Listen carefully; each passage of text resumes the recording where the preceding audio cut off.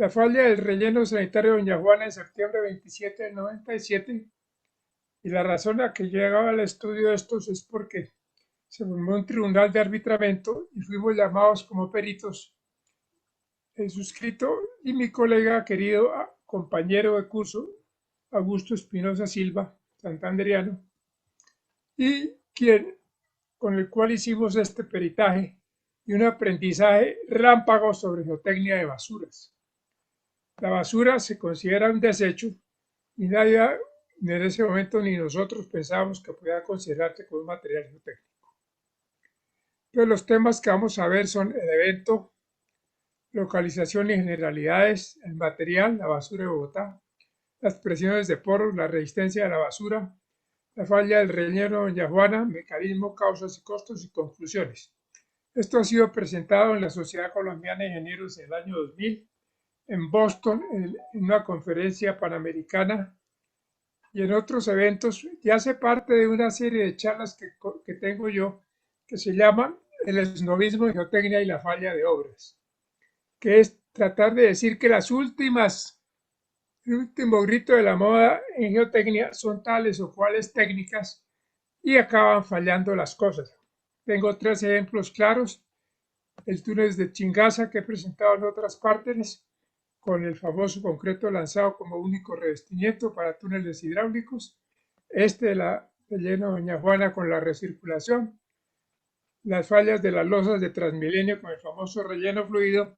Me falta añadir el último, el código de puentes de la ASTO, sin mirarlo siquiera, sin una traducción, casi con Google. Entonces vamos a proceder. El evento. Esta es la fotografía del tiempo al otro día del evento. No sé qué hora levantaron el helicóptero y todo para tomar esta bella fotografía. Casi 1 millón de metros cúbicos de basuras fueron a dar al río Tunjuelo aquí a la derecha. Aquí en este punto pasa el río Tunjuelo. Y se vino desde arriba a una distancia de cerca de 200 metros de altura.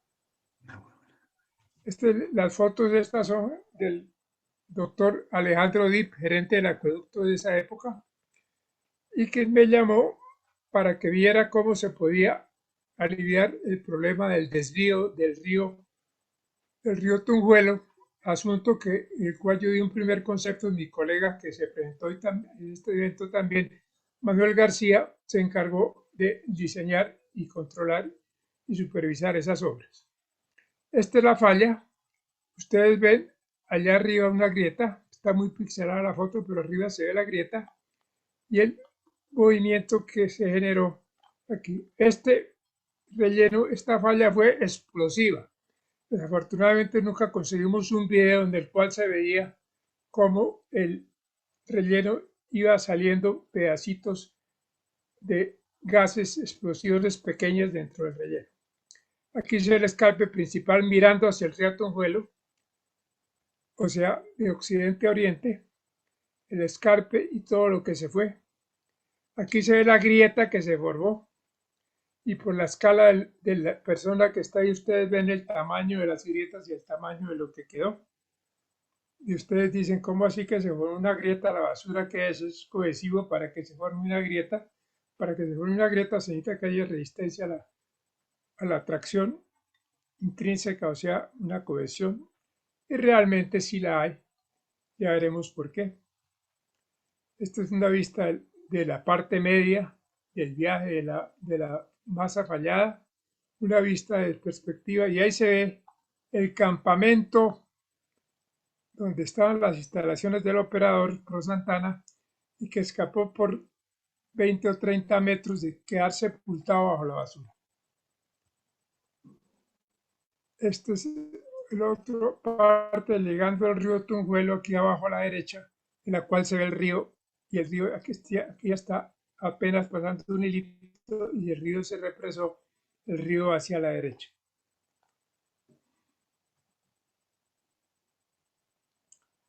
Acciones inmediatas. Es basura, porque eso tiene toda clase de desechos que pueden ser nocivos para la salud.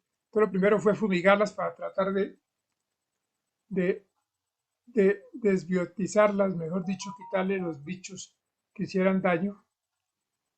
reanudar el servicio. La basura no se puede detener. En una ciudad es como si le trancaran a uno la digestión. Entonces, eso es imprescindible continuar. Afortunadamente había una zona de disposición prevista para esos casos de emergencia, que es la zona 4, que ya veremos, y el servicio se reanudó a las 24 horas de caído el hielo. Se excavaron pozos de bombeo, porque en ese momento se creía que el problema era precisamente el lixiviado, o sea, la presión de poros de los líquidos. Ya veremos que en realidad fue de los gases.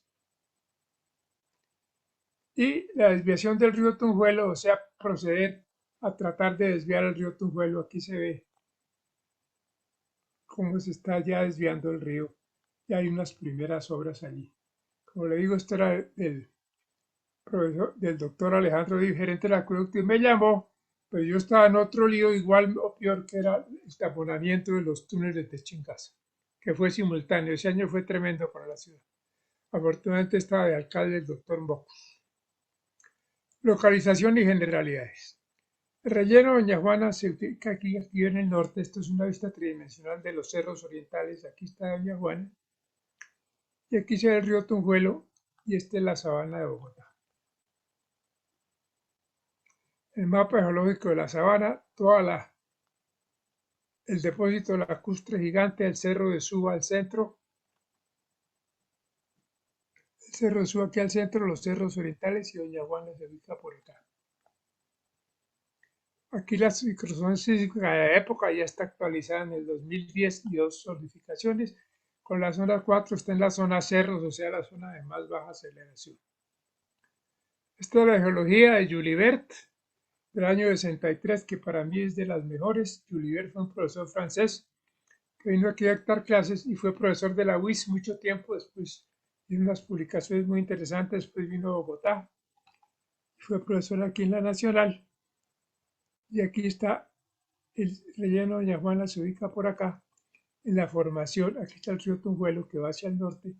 Y aquí está Doña Juana, que se ubica sobre la formación regadera de Arenisca. Aquí está esto, como toda nuestra geología en nuestro país, está en el sinclinal de Usme y está en la segunda perfil. Por acá está Doña Juana. El clima en Bogotá es un clima semiárido, aunque los colegas no crean, y después del aguacero de ayer menos me creen, pero en Usme se caen 675 milímetros al año. Pues la Guajira caen 600, o sea, casi igual. Y hay un sitio en Ciudad Bolívar donde llueve menos que en la Guajira.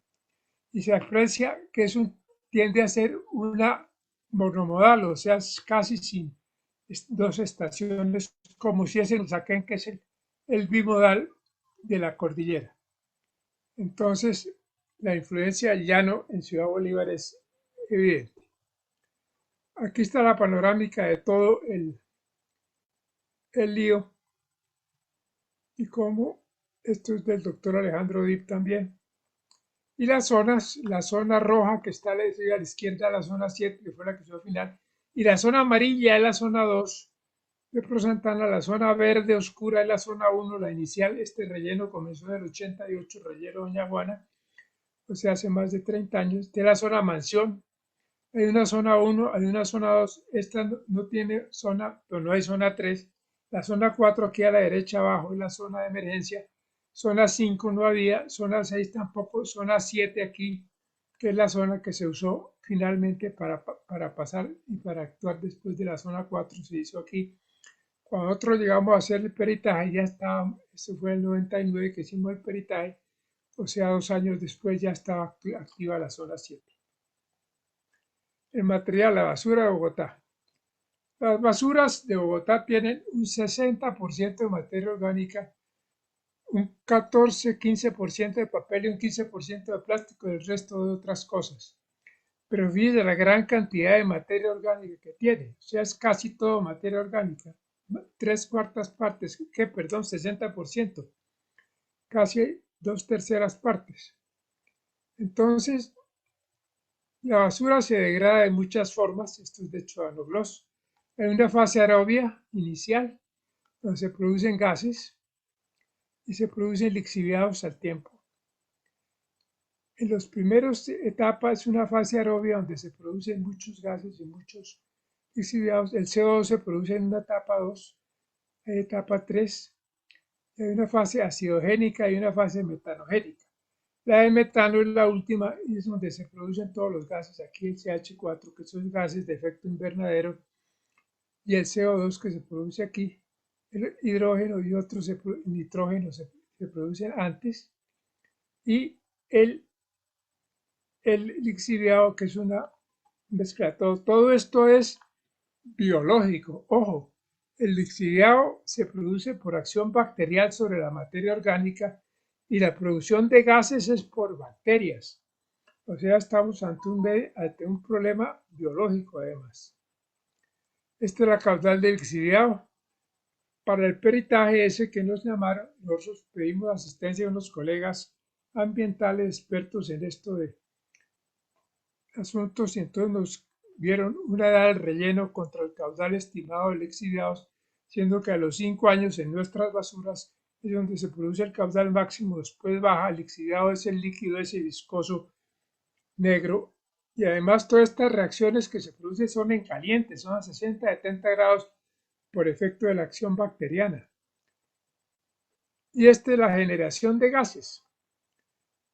La producción de gas es sin recirculación del lixiviado, es del orden de 20 millones de metros cúbicos por año, pero con lixiviados es 3 veces más con recirculación. Entonces eso hay que tenerlo en cuenta, lo veremos después. Este es el típico relleno sanitario. Hay una cobertura final y hay unas coberturas intermedias, coberturas diarias en arcilla para evitar el acceso de roedores y de mosquitos, proteger la basura y evitar olores. Eso después se descontinúa en parte y se usan ahora lonas para tapar y otro. Hay un dique normalmente extremo que ayuda a contener la basura. El lixiviado se trata por abajo, se saca por drenajes y los gases salen por chimeneas que se hacen con gaviones. El espaciamiento se calcula de acuerdo a las composiciones, hay fórmulas, pero las fórmulas, ojo, las fórmulas están hechas para basuras de otro lado donde no hay tanta materia orgánica. La evolución sobre basura. Aquí hay que tener una cosa importante en el desarrollo de las basuras. En un suelo, el sólido más o menos permanece constante salvo que haya problemas de erosión. Los gases, los fluidos, gas y líquido varían con el tiempo. En cambio, en la basura, el sólido se va desapareciendo por acción bacteriana y se convierte en gases lixiviados y en gases, como ya vimos. Entonces, el sólido se va perdiendo. Entonces, en mecánica de suelos, desde el comienzo, todo se relaciona al volumen de sólidos, la relación de vacíos, y la humedad se relaciona al peso de sólidos. Pero como aquí cambian los sólidos, entonces nos toca volver a la porosidad, que es el volumen de vacío sobre el volumen total, y a la humedad total, que es el peso del agua sobre el volumen total. Entonces hay que tener mucho cuidado con cómo se maneja el concepto de humedad y el concepto de relación de vacíos y porosidad, porque no es lo mismo en la basura que en un suelo. Aquí está la densidad total, cómo se coloca la basura. La basura cuando llega a los camiones se compacta y se supone que eso se va a una densidad, a estos de mediciones hechas in situ, y se ve cómo varía la densidad de la basura básicamente entre 0.95 y 1,2 toneladas por metro cúbico bajo, de mediciones de varias entidades. Este es el volumen específico, o sea, el inverso del gamma seco contra el contenido de humedad, cosa que es común en todos los materiales térreos. La densidad de basuras. Aquí está el peso específico de sólidos. Ese nunca lo puede uno hacer fácilmente porque cuando entra al horno se le quema la materia orgánica y se pierde. Toca usar pignómetros y otras cosas muy difíciles de hacer, pero hay varios datos. Sadat, que trabajó ahí, hizo Geosintec, que también trabajó. Sadat fue llamada por el distrito Geosintec por el operador, no me acuerdo uno u otro, integral estuvo también, y estuvimos nosotros que llegamos a una conclusión que en el laboratorio daba 1,15 y en el terreno nos daba más por efecto de las capas intermedias que se tienden a penetrar. Esto es la materia orgánica. Ven ustedes que en algunos casos llega hasta el 90%, por favor. Eso es impresionante. Y ahí está el 60% final que se reporta ya. O sea, la materia orgánica es supremamente alta. Clases de humedad en el suelo y puntos de equilibrio. Esto es tomado los colegas agrícolas y la distribución típica de humedad sobre el nivel freático. Le toman muchos conceptos. Aquí está el agua capilar, el agua disponible para las plantas, y está el concepto de, está la infiltración, la zona de transición, zona de transmisión y zona húmeda, y un frente húmedo cuando se infiltra el agua en una parte. Siempre se ha creído que en estos rellenos hay que taparlos porque la lluvia puede afectarlos. Aquí fue al revés, el gas no dejaba entrar el agua. Capacidad con el tipo de suelo. Entonces la saturación a medida que hay diferentes cosas, arena, arena fina, abajo está el tipo de material, arena, arena fina, arena limosa, hasta arcilla.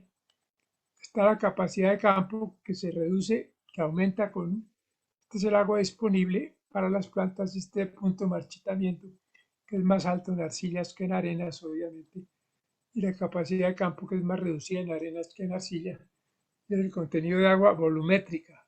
Ojo, ese es el volumen de agua sobre el volumen total, no el peso, el volumen.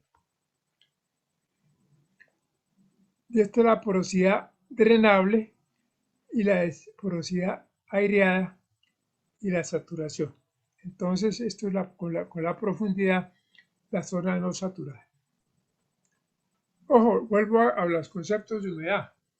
Nosotros hablamos del contenido de humedad, que es la humedad en porcentaje, que lo tengo allá a la izquierda, mientras que la humedad total, o sea, es cuando una cosa es 100% agua, y la humedad volumétrica, o sea, el volumen de agua sobre el volumen total. Entonces hay tres conceptos de humedad. El más genérico es la humedad total, o sea, el peso del agua sobre el peso total, que es el más lógico desde el punto de vista genérico. El que nosotros usamos, que es el peso del agua sobre el peso sólido, es relativo. Entonces, tenemos humedades del 200 y 300%, que es lógico porque estamos hablando de uno relativo al peso de sólidos. Pero mientras tanto, la humedad total es mucho más baja. Entonces, aquí tenemos 60% para humedad total, por ejemplo, humedad volumétrica del 52% y humedad, contenido de humedad nuestro geotécnico del 150%.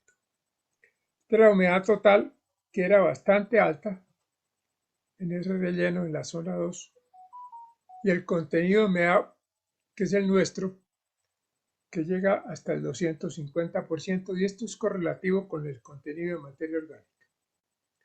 Aquí está la densidad seca, cómo varía con el contenido de humedad, cosa que es común en casi todos los materiales térreos, con saturación del 100% y saturación del 75%. Se ve que el material no está saturado, sino que está intermedio. Hay datos de ILAM y datos de Universidad de los Andes en rojo y en azul y rojo. Esta es la capacidad de campo, o sea, la capacidad de absorber con diferentes pesos unitarios y con diferentes alturas de relleno. Entre más alto sea el relleno, menor capacidad de campo, o sea, menor capacidad de admitir líquidos tiene, o fluidos. Esto es la consolidación, tiene una relación de vacío relativamente alta. Y para ensayos secos y ensayos saturados, esto es hecho en basura fresca, cosa que no es representativa porque la basura se descompone muy rápido.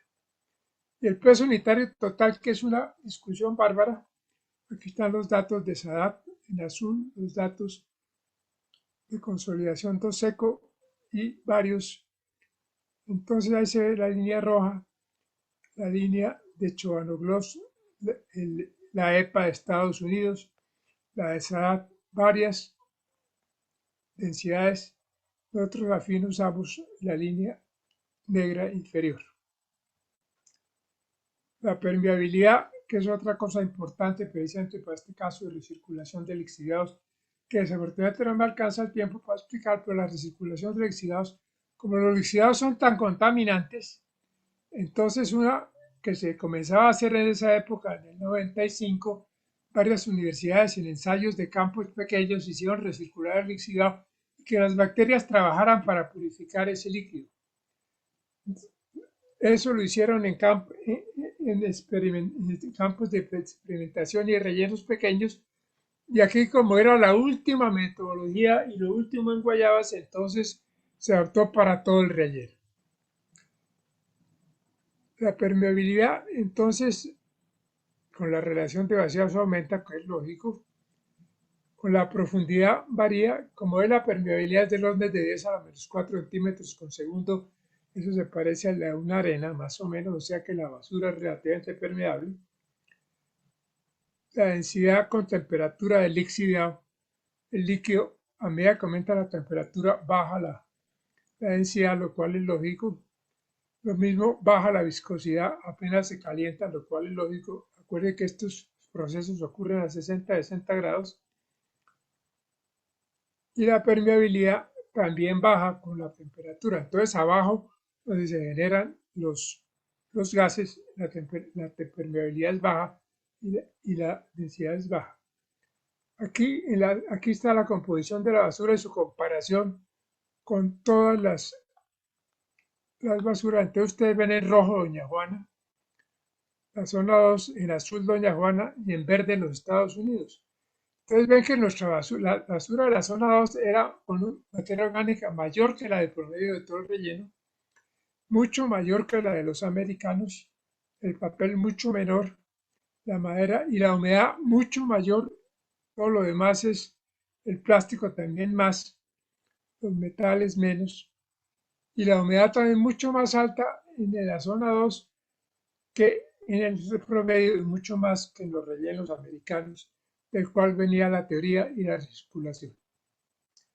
Presiones de poros. Como sabemos todos, los materiales estéreos se comportan por el efecto efectivo, que es el esfuerzo total menos la presión de poros. Lo primero que se hizo fue tratar de piezómetros que había en la zona mansión, que era la zona que no había fallado, pero que estaba cerca de la zona 2, en cual se ve más o menos cómo varía la presión de poros, el parámetro RU, que queda cerca a 1,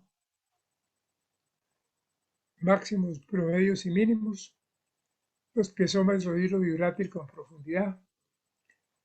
Entonces, ¿cómo caracterizar la basura? No te damos ni idea de resistencias, no te damos ni idea de formabilidad, de nada, ni aún de peso unitario, sobre el cual todavía hay muchas dudas.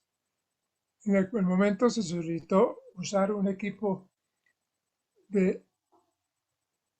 el cual gamma para tratar de averiguar, que usan los mineros para el carbón para tratar de averiguar la densidad, pero ningún colega se nos atrevió a prestarnos el equipo. La Universidad de los Andes sí nos facilitó su primer piezocono, el primer piezocono que llegó al país y el cual se usó para caracterizar estas basuras. Aquí está el registro de resistencia por la punta, después sigue la presión de poros, la resistencia a la fricción, la relación resistencia de punta dividida por resistencia de fricción, o sea, RF, y la velocidad de onda cortante, que eso fue lo que se tomó para varios sondeos que hicieron en todas las zonas del relleno de Doña Juana.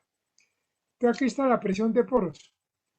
Está la presión de poros en todas las zonas 1A, 1B, 1C, la mansión A y B, zona 2 A y B, zona 2, en zona 2 hay 4, en zona 4 hay 1, en zona 7 hay 2. Ya veremos la razón por la cual hay 2 sondeos en cada una. La presión de poros, entonces la zona 2A y la zona 2B, la zona 2A era la zona que ya se había, la zona 2A era la que no se había ido todavía y la zona 2B era la que ya estaba fallada. Entonces ve que la presión de poros en la zona fallada es menor que la zona no fallada. Esta es la presión de poros y entonces pasó lo siguiente.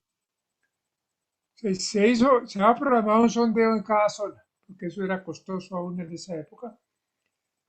Y entonces, cuando se estaba haciendo los ejercicios, nos llamaron y nos dijeron los operadores, doctores, esto no entra, debe haber alguna cosa allá, una nevera, un caballo viejo, algo duro que no nos deja entrar. Entonces, señores, muévanse unos 2 metros de ahí y háganle al otro. Se movieron 2 metros, ya el otro entró fácil. Deducción, lo que no dejaba entrar no era ningún caballo, ni ninguna nevera, ni ninguna cosa, era la presión de gas que no dejaba entrar el piensopono. Una vez se hacía el primer pozo, eso aliviaba la presión del gas y ya el segundo entraba fácil y la presión de poros bajaba. Pero ustedes ven uno con gas y el otro con el gas saliendo. Entonces se hicieron dos en cada zona precisamente para averiguar cuál era la distribución de presiones de gas, que dedujimos que era la diferencia entre las dos mediciones. Esto se hizo en muchas partes, con gas y con gas saliendo, y con eso se pudo averiguar el diferencial de presión de poros, o sea, dónde era más y dónde era menos. Entonces se ve que en Mansión era menor, el diferencial era menor después de que se hacía, o sea, allí ya había una liberación en la zona 1, en cambio en la zona 2 había hasta 3, 4 toneladas más en la presión, entre la diferencia de presiones de los dos. Y con esto se logró más o menos establecer para la zona 2B a la derecha la presión con gas, a la mitad la presión sin gas, gas saliendo, y la diferencia es la que está a la izquierda, es el negro, esta raya negra a la izquierda es la presión de gas, y la hidrostática mínima es la azul, que es la presión del lixiviado. Entonces, como ven ustedes, la presión de gas es muy importante en estos rellenos sanitarios con mucha materia orgánica. La distribución de presiones de poro, le sacamos ecuaciones. Mi colega Manuel García dice que yo le pongo ecuaciones a todos, y es cierto, sigo el consejo de Lord Kelvin. Distribución de presiones de poros. Y esta es la distribución de presiones de poros para la zona 2A y la zona 7. La zona 7, que es la de la derecha, es la que estaba en operación en ese momento. Ya sé que hay presiones de gases importantes. La resistencia a la basura. Este era otro problema bárbaro, y entonces para saber cómo era, ahí están los de varios autores. Hay 2, 4, 6, 8, 10, 8, 9, 7, perdón, referencias y otros ensayos de corte directo sobre los residuos sólidos en la zona 2, que es la zona verde encima, o sea, sobre antes de que se descompusiera. Después el ensayo ficométrico, con el ficómetro, otro aparato que nos prestaban los Andes, y todos se ven que está por encima de lo que dice Cabanzaña, que es otro experto en esta cosa de basuras, y la envolvente de doña Juana que encontramos nosotros, que fue la de abajo, que es muy inferior a los rellenos de Cabanzaña, que son los rellenos de Norteamérica. Este es el presioficómetro, que es una especie de corte directo in situ de la perforación.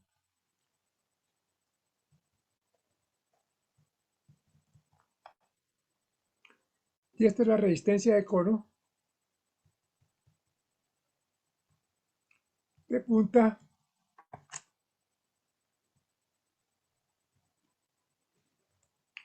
Perdón, algo me está fallando aquí.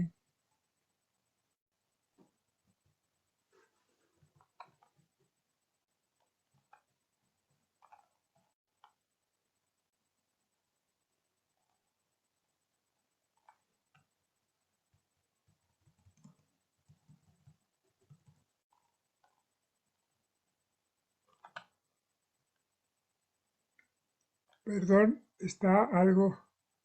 Hace el PowerPoint que se trabó, que estas imágenes son muy pesadas. A dejar que Gates nos permita seguir. Eso indica que Gates, Microsoft PowerPoint, no nos esperar que el programa responda, porque si lo cierro me friego. Ya. Entonces aquí está la resistencia de punta, la resistencia lateral. Vamos vamos a ver la relación de las dos, la resistencia entre la fricción y la de punta, que es la relación R sub F, y la relación entre la fricción y la punta.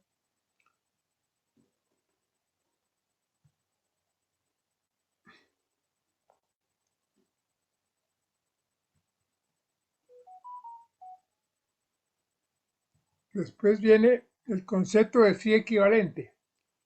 Esto lo uso yo y lo presenté hasta la resistencia de cono, perdón, se fue para atrás, en el cual está la resistencia de punta con la relación de fricción.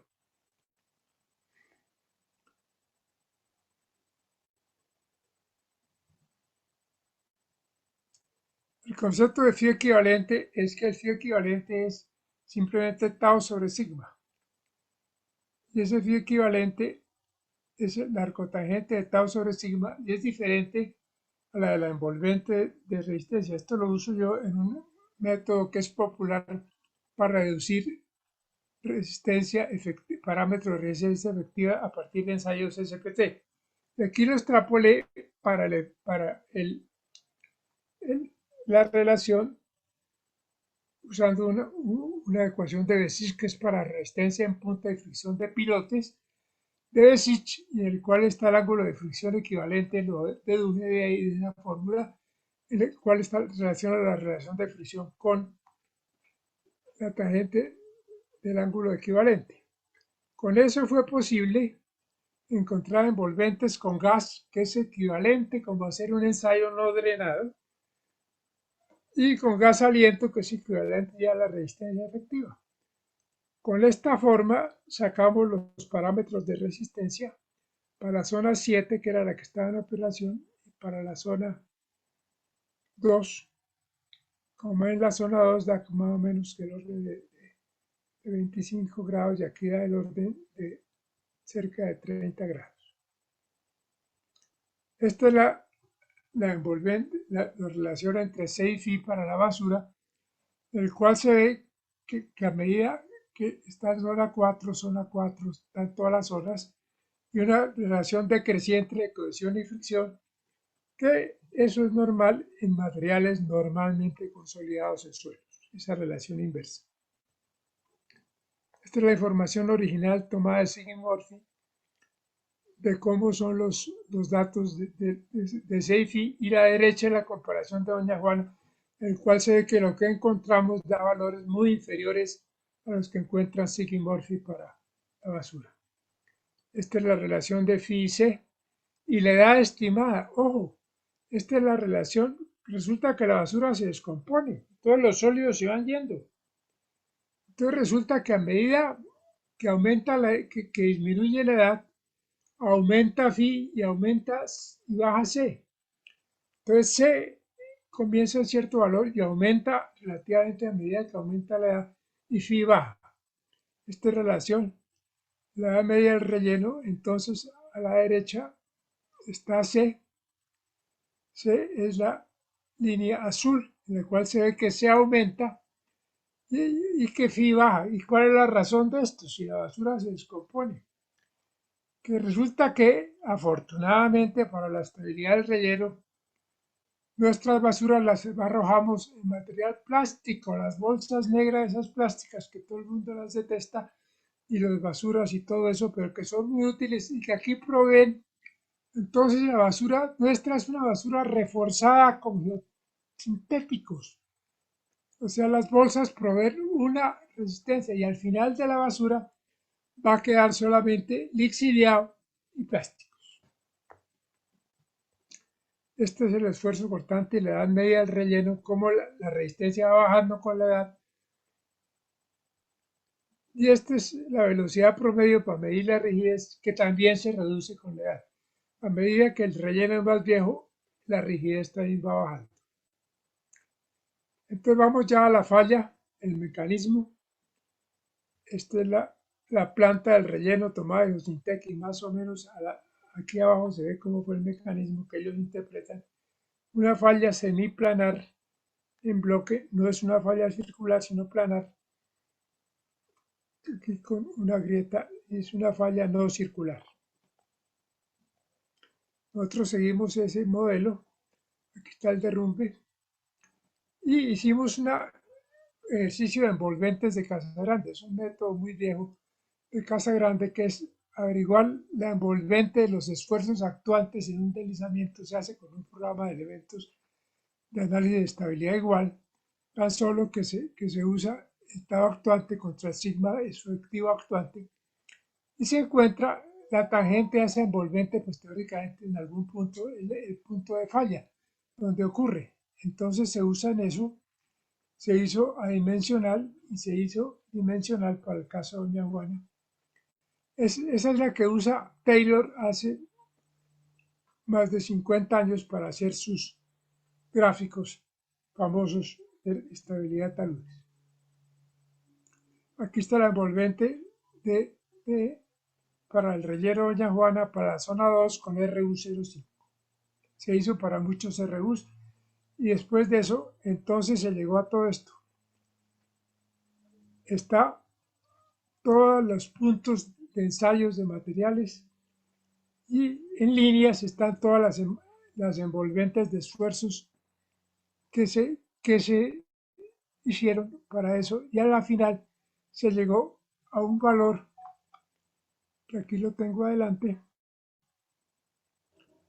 Aquí se llegó a este valor que está zona 2B, que está envuelto en un círculo de phi 29 y C algo mayor de 0,5 toneladas por metro cuadrado. Entonces todo esto es todo el análisis que hizo para averiguar los parámetros. El colega Salcedo hablaba en su primera charla de la importancia de saber cómo son los parámetros, que no los saquemos de la manga. Como ven aquí fue un proceso bastante largo y tedioso. Después ensayamos con varios también el análisis de estabilidad, cosa que no presento, para llegar a esto. Este es el perfil de la zona 2. Entonces vemos que aquí hay varios niveles. Hay una saturación aparente a cierto nivel. Hay un nivel morado que es el del fondo del gas. El gas trata de salir del fondo hacia arriba y el lixiviado se genera arriba y trata de ir al fondo simplemente por convección. Entonces se generan aquí varias zonas diferentes, que es el pico del gas, la saturación aparente, el fondo del gas, el lixigas.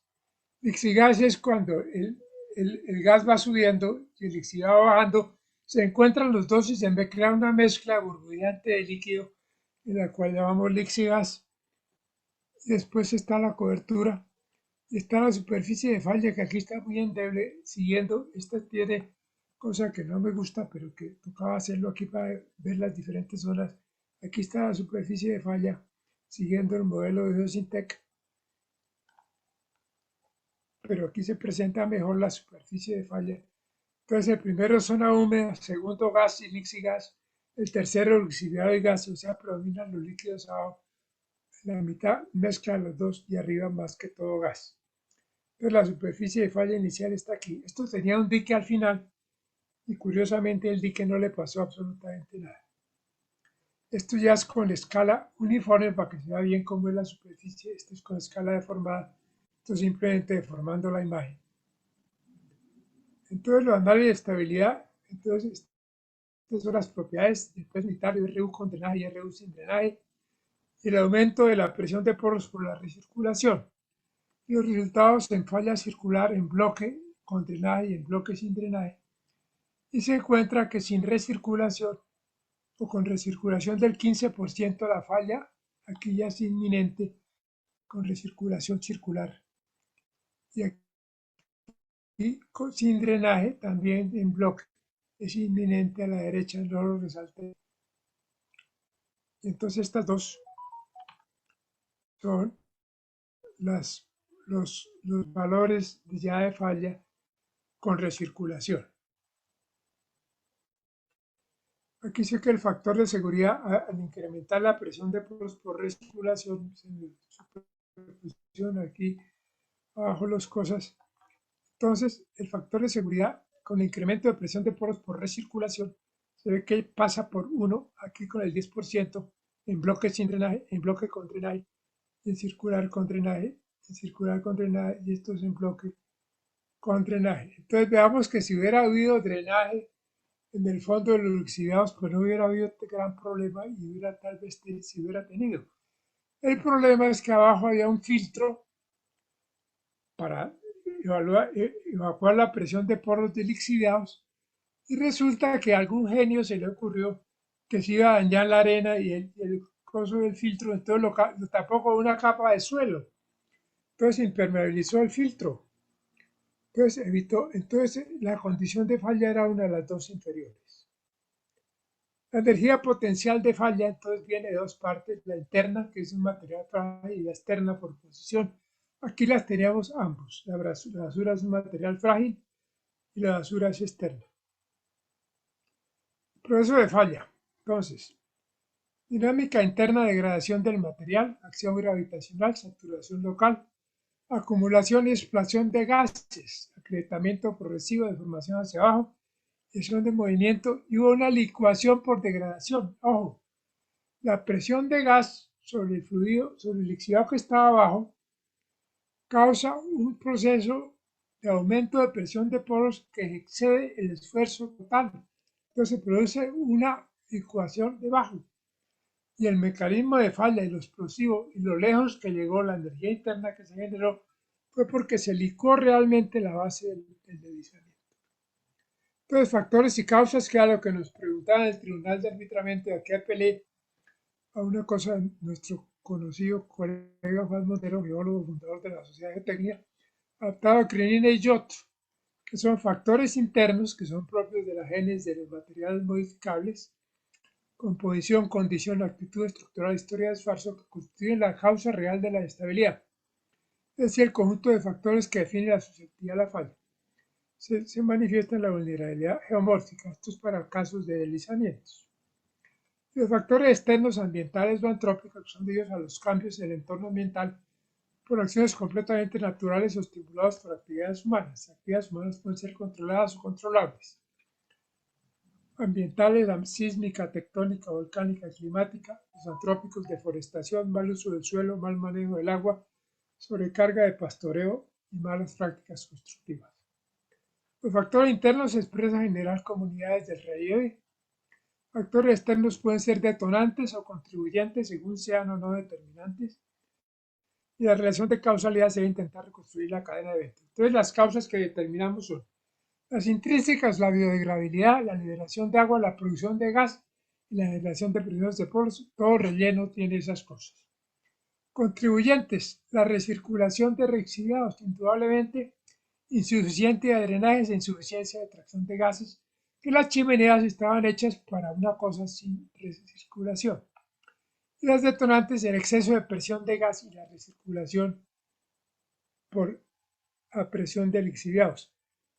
Como exigían hacer la recirculación, el pobre contratista, el pobre operador, tenía que recircular los lixiviados. Entre más trataba de circular, más gas generaba, más presión de gas había, menos más difícil era hacerla. Pues tocó inyectar a presión esos lixiviados y ya no se pudo más. Vuelvo y repito que con recirculación los gases se generan del orden de 4 veces más volumen. Como el volumen del relleno es constante, pues generan presiones. El costo de esto, del lado del Tribunal de Arbitramiento, la pensión fueron 3.000 millones, las horas de recuperación 33.000 millones, el lucro de Sante 12.000 millones, daño tercero 2.000 millones. De paso, los millones de basuras tocó volverlo a poner arriba y se puso en la misma zona 2. Tocó volverlo a subir porque no se podía dejar abajo porque contaminaba todo. Hubo una acción de grupo que todavía creo que no está totalmente definida, en el cual el distrito tuvo que indemnizar a muchas personas por problemas de salud. Entonces eso fue un problema bárbaro. Y las conclusiones son el fallo del Tribunal de Arbitramiento, me permito leerlo. Para el tribunal también resulta claro que los gastos generados por la atención del deslizamiento y los perjuicios que el mismo causó a cada una de las partes en el contrato no pueden ser soportados de forma exclusiva por la entidad contratante ni por la sociedad contratista, pues aunque el deslizamiento no derive del incumplimiento de sus obligaciones y no parezca demostrado que incurrían en culpa de la detención de la misma, Lo cierto es que la naturaleza experimental de la labor desarrollada, conocida tanto por el contratante como por el contratista, hace que los riesgos que implicaba la ejecución del contrato deban ser asumidos en iguales proporciones por ellas y por lo tanto el daño les sea imputable por dicha razón y en esa proporción.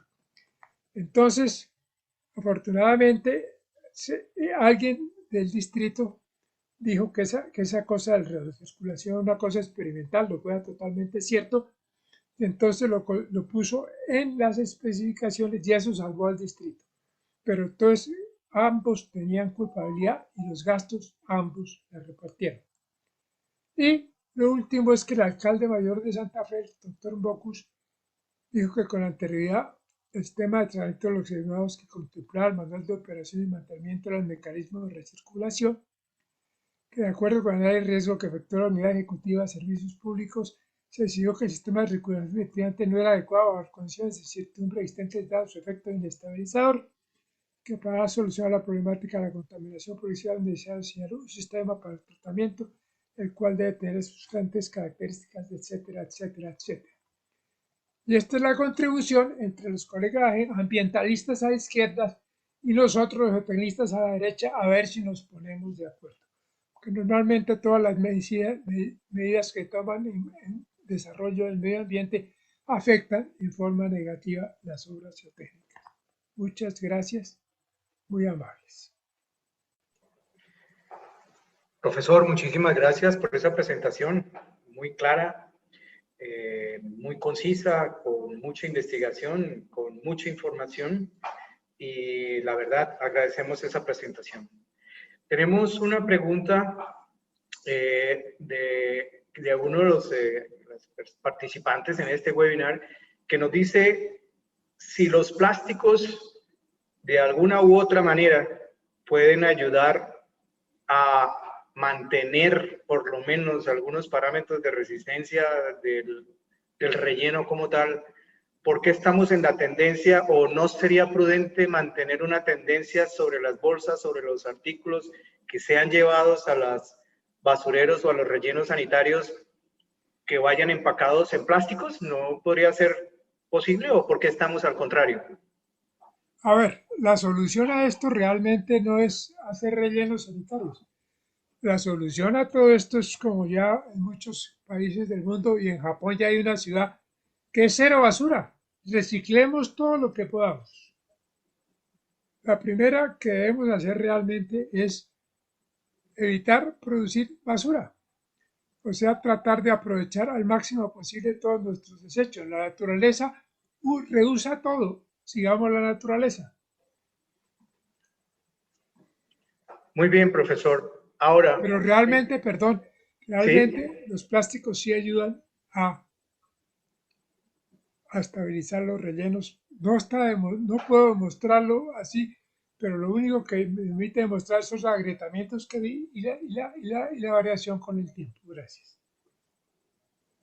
muy bien. Muchísimas gracias. Profesor, hay otra pregunta. Definitivamente,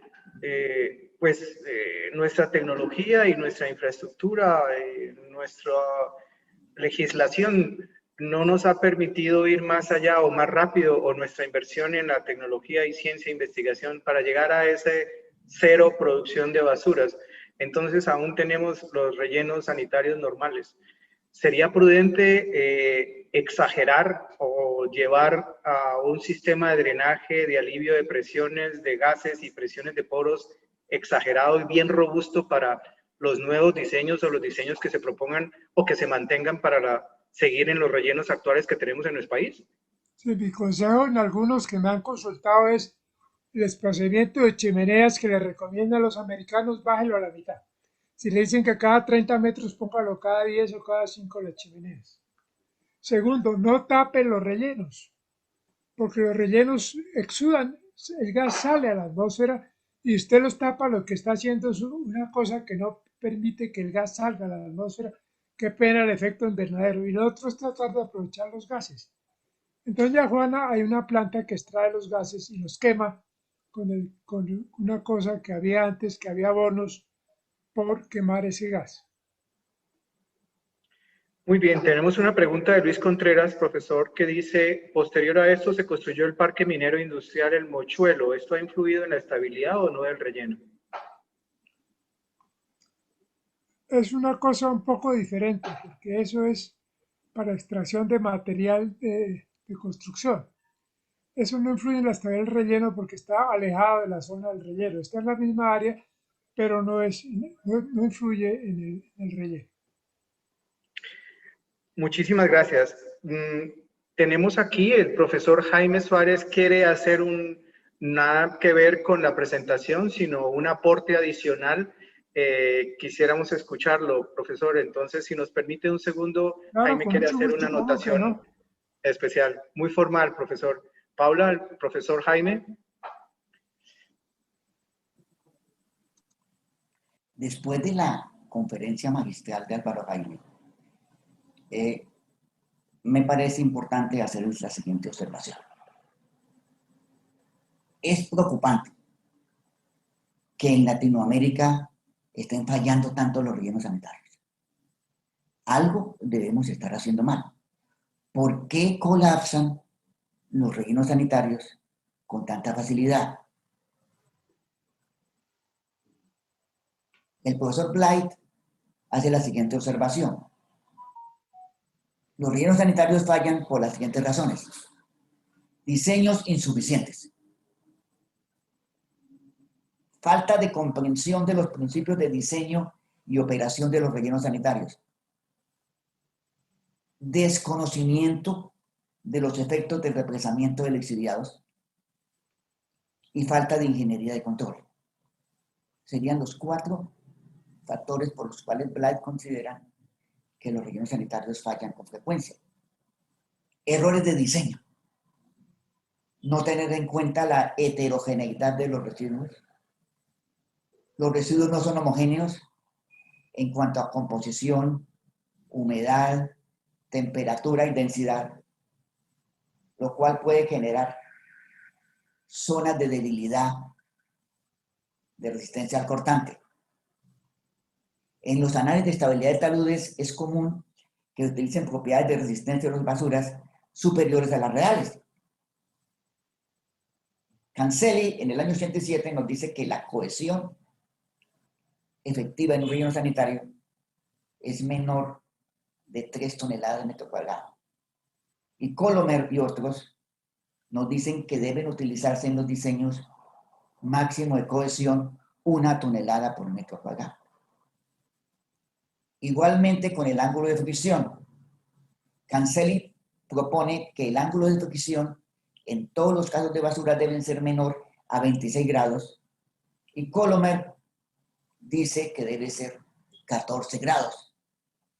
Igualmente con la densidad. Suponer la densidad 1 genera un peso que no es el real. La densidad mínima para considerar debería ser 1200 kilogramos por metro cúbico.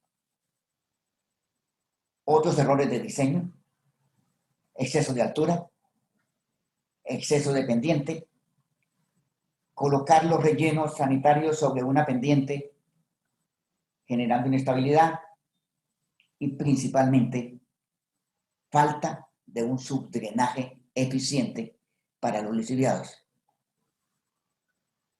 Hicimos un estudio, nosotros acá, sobre por qué fallan los rellenos sanitarios. Analizamos 31 casos que hay en la literatura, en todo el mundo, y más del 30% de ellos en Latinoamérica.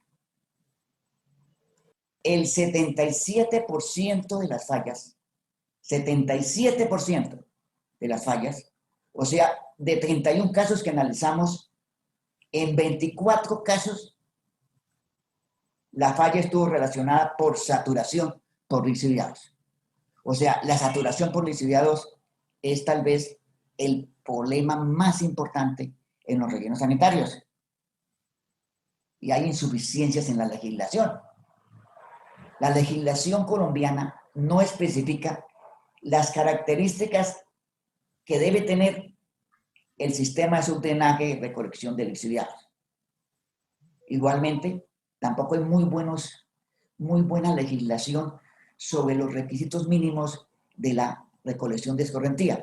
O sea, estamos mal de legislación con relación al manejo de lixiviados en rellenos sanitarios. Veamos algunas fallas. En Guatemala, en el 2016, con una buena cantidad de muertos. Fallas catastróficas en Guatemala en el año 2016.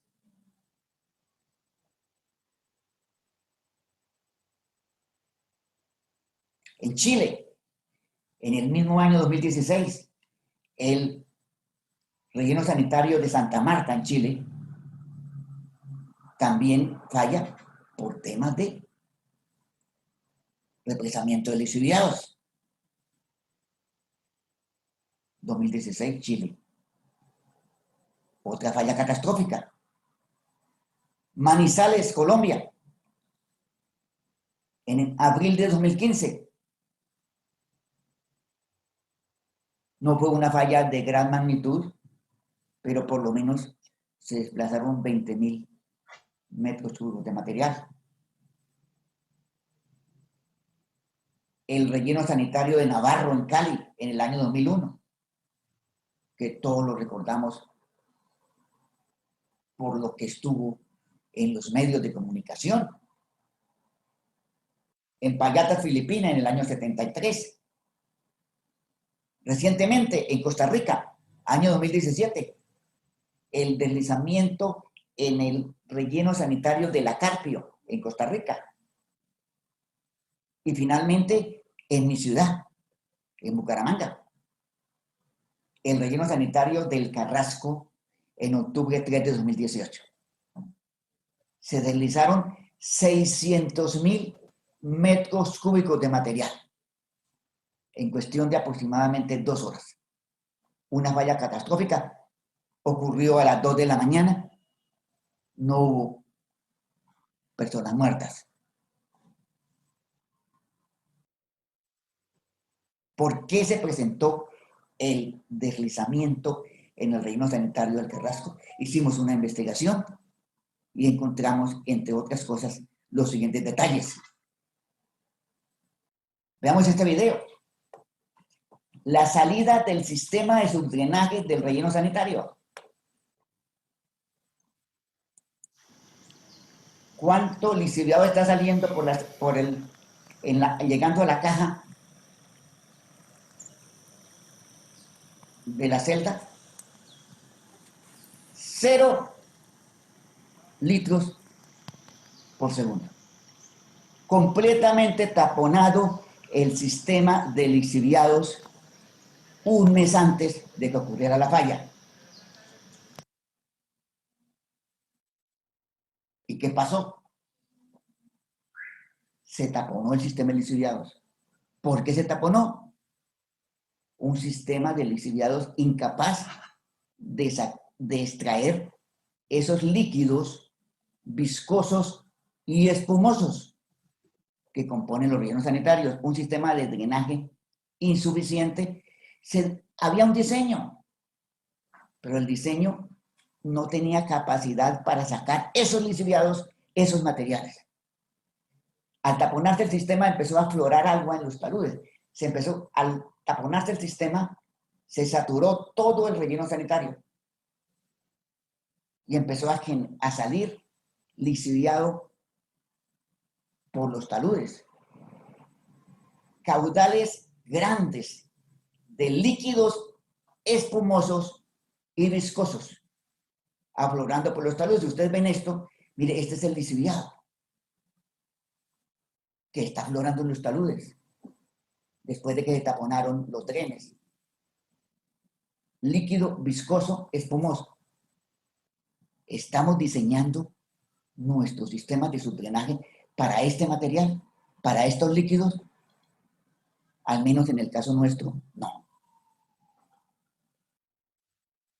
Debemos diseñar nuestros sistemas de subdrenaje suficientemente capaz para sacar los volúmenes y el tipo de lixiviado durante muchos años. Veamos en el caso de Bucaramanga una línea geoeléctrica después de la falla. 60 metros de residuos saturados, incluso saturados después de que se presentó la falla, porque la permeabilidad en los sanitarios puede ser relativamente baja para ese tipo de materiales, porque es permeabilidad para líquidos viscosos. Y tuvimos la falla. Cambiamos el sistema de diseño. Estamos diseñando en este momento unos sistemas, nos han dicho que somos exagerados, pero unos sistemas eficientes. Y eso requiere una inversión en diseño e inversión en construcción. Se requiere que los rellenos sanitarios posean un sistema muy robusto de subdrenaje. Nuestros rellenos sanitarios, nuestras basuras, tienen grandes cantidades de materia orgánica. Más del 50% de la basura es materia orgánica. Nuestros lixiviados en Latinoamérica son unos lixiviados muy viscosos que requieren de un sistema especial de subdrenaje. Gracias, perdonen el comentario, pero es muy importante que cambiemos el procedimiento de diseño del subdrenaje en los rellenos sanitarios. Muchas gracias.